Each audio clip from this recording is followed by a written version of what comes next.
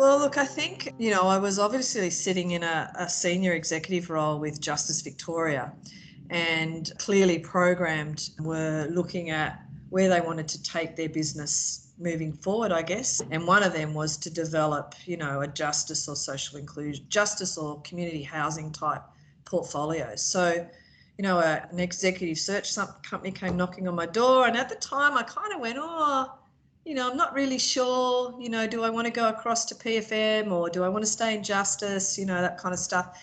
But I actually think after speaking to the people that I had been speaking to, like Matt Prietel, Nat Hickox, Mark Redemaker, because I'd met with them all, Rebecca, at different times I'd met with them to talk about coming across and what that role would be like. I thought, this is going to be really good. And what I heard about programmed, I liked, and I think so it was a combination of things as to why I ended up with program.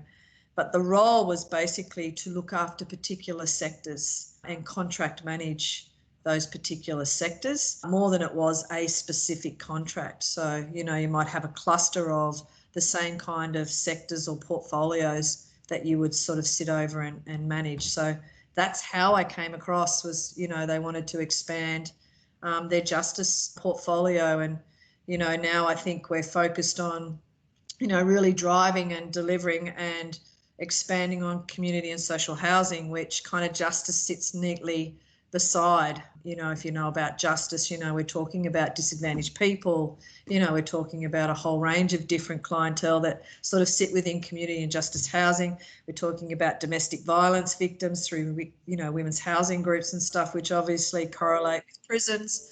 So I think, that kind of portfolio management type stuff is why they brought me across to Programmed. And, everything they talked about, the people that I met through that kind of, informal interview type process, I went, this is something I want to be part of. And came across. Exposure that I've had, I've been able to use my justice experience. I've been able to use my building background.